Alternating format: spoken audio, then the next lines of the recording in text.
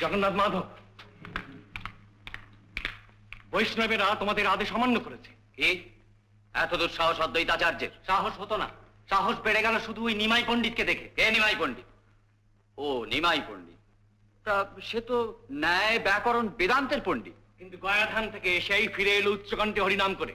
অদ্বৈত তার পায়ে তুলসী, গঙ্গা জল, চন্দন দিয়ে পূজা করলে, আর বৈষ্ণবেরা লুটিয়ে পড়লো তার পায়ে। মনে হলো তারা আর কাউকেই গ্রাহ্য করবে না, হোটালকে নয়, কাজীকে নয়, এমনকি নবাবকেও না। সে দেখা যাবে। নিমাই ভারতের সর্বশ্রেষ্ঠ পণ্ডিত, তার উপরে হঠাৎ অত্যাচার করতে হলে একটু ভাবতে হবে পণ্ডিত চাবাল গোপাল। আর ভাবতে হলে কিঞ্চিত মদ্যপান অবশ্য কর্তব্য। যাও। অতি পাষণ্ড, ধর্মাধর্ম জ্ঞানহীন বদবদ। কার কথা বলছো? হ্যাঁ, জগন্নাথ মাধবের কথা বলছি। বলে 7 দিন পরে আসতে। 7 দিন ধরে সুরাপান করে বৈষ্ণবদের উপর অত্যাচার না করে আমাদেরই উপর অত্যাচার শুরু করবে। কেন বৈষ্ণবদের উপর অত্যাচার করবে ওরা? স্ত্রীলোক তুমি, স্ত্রীলোকের মতোই থাকো। কি 7 দিন কেটে গিয়েছে জগন্নাথ মাধব। এত শিগগির? কিন্তু এত শিগগির হলেও বৈষ্ণবেরা এরই মধ্যে খুব দ্রুত এগিয়ে চলেছে। গঙ্গা তীরে অদ্বৈতের ছোট্ট আশ্রম ছেড়ে নবদ্বীপের বুকের ওপর শ্রীবাস অঙ্গনে এসে তারা মৃদঙ্গ করতাল নিয়ে একেবারে উচ্চকণ্ঠে কীর্তন শুরু করেছে। বলদেব, শিবা সঙ্গনে আজ ওদের নবধর্ম প্রচারের অভিষেক হবে। হবে না। বলদেব, বড়দের পাইকদের নিয়ে আরো কয়েকটা ভর্তি ভাড় আনতে গেছে। তুমি বড্ড ভুলে যাও মাথায়। ভুলিনি বলেই তো ডাকছি দাদা।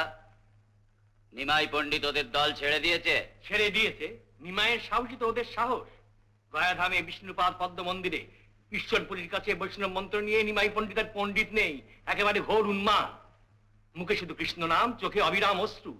আর বৈষ্ণবেরা চেঁচাচ্ছে নিমাই নাকি ভগবান। ভগবান হলেও নবদ্বীপের কোন গৃহে উচ্চকণ্ঠে হরি সংকীর্তন বন্ধ, এই আমাদের আদেশ। গয়াধামে বিষ্ণুপাদ পথে আমি দেখলাম শ্রীকৃষ্ণের বিশ্বরূপ। সে বিশ্বরূপ দেখতে দেখতে আমি কালের সীমা ছাড়িয়ে গেলাম। সে এক অখণ্ড চেতনার আনন্দ পারাবার মা, সকল জীবের দুঃখের অবসান মা, ওই আনন্দ পারাবারে। কিন্তু সে যে অসীম, সে যে অনন্ত, তাকে যে ধরা যায় না, ছোঁয়া যায় না। ক্ষুদ্র জীব কি করে ধরবে তাকে? আমার কষ্ট হলো। আমি ডাকলাম, অনন্ত, হে অনন্ত, তুমি ধরা দাও, ধরা দাও। তখন উৎক্রান্ত আমায় গুরু ঈশ্বরপুরী অষ্টাক্ষর মন্ত্র দিলেন। কি অপূর্ব সেই মন্ত্রের শক্তিমান! সে মন্ত্র পাবার পর আমার মনে হলো যেন অনন্ত তার সমস্ত ভাব নিয়ে এক অপরূপ শান্ত মূর্তি গ্রহণ করে আমায় আমায় এসে আলিঙ্গন করলেন, আমায় এসে আলিঙ্গন করলেন। সে মূর্তি ভাগবতের সেই ওই ওই ওই মা, ওই সেই ওই।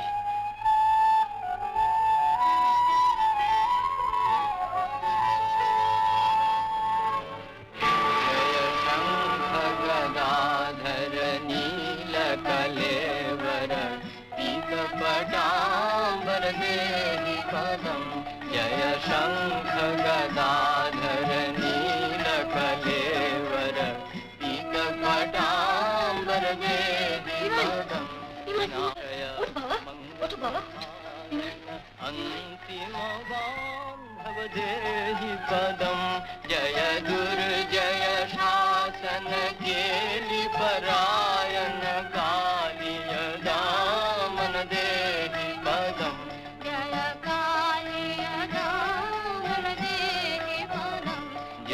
भक्त जनाश्रय दीन दयामय चिन्मय अच्युत देहि पदम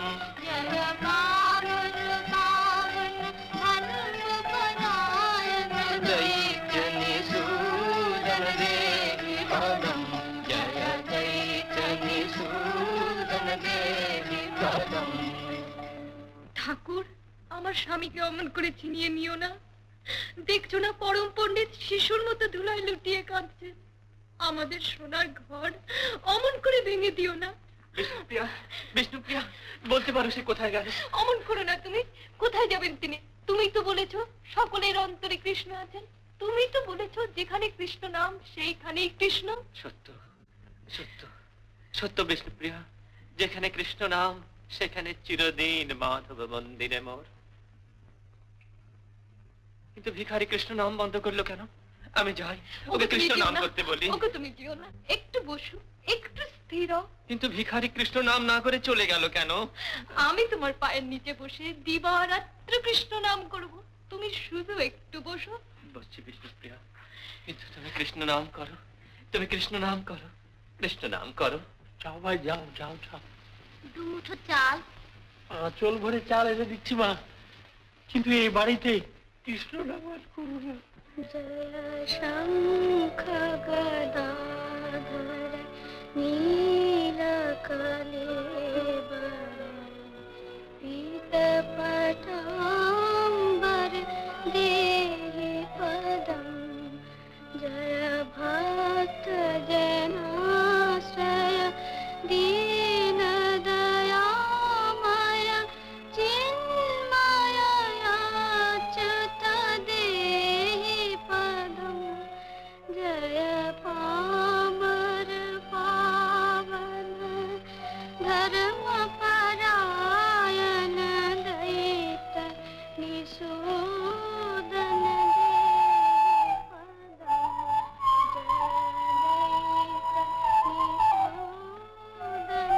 দেহি পদম জয় বেদ বিমোচন শ্রী রাধারমণ বৃন্দাবন ধন দেহি পদম জয় বৃন্দাবন ধন দেহি পদম।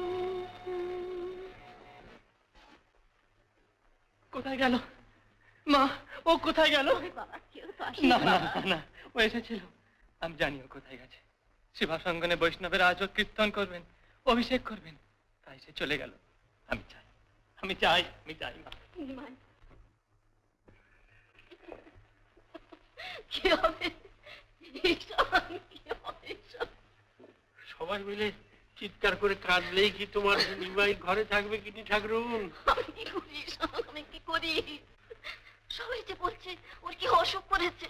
হ্যাঁ, তোমার বড় বেটা বিশ্বরূপের বেলাও তো সবাই ওই কথাই বলেছিল, কিন্তু কি হলো? শেষে তো একদিন সে চলে গেল। আমিও তো সেই কথাই কেবলই ভাবছি। বিশ্বরূপ যাওয়ার সময় আমার একটা পুঁথি দিয়ে গেছিল নিমাইকে দেবার জন্য। আমি ভয় সে পুঁথি ছিঁড়ে ফেলেছি, ভাবছি সে পুঁথি পড়ে নিমাই আমার চলে যায়। শুধু শুধু বুক চাপড়ালে কিচ্ছু হবে না কিনি ঠাকুরুন, ও বুক চাপড়াবার অনেক দিন পাবে। এখন কোমর বেঁধে লড়তে হবে ওর সাথে। আরে আমি যে বুড়ো হয়ে গেছি। এই যে, আচ্ছা বৌমা, তোমার কি ভালো কাপড় নেই, গয়না নেই, কিচ্ছু নেই? আহা, গোলকে জনার্দন লক্ষ্মীর পাশে বাঁধা রয়েছেন, আর আমাদের ঘরে এমন লক্ষ্মী থাকতে আমরা সবাই জনার্দন ছাড়া হবো? শুধু শুধু কান্না আর শুধু চোখে জল। কেন রে বাবু? মুখে হাসি নেই, আদর নেই, যত্ন নেই, জোর নেই।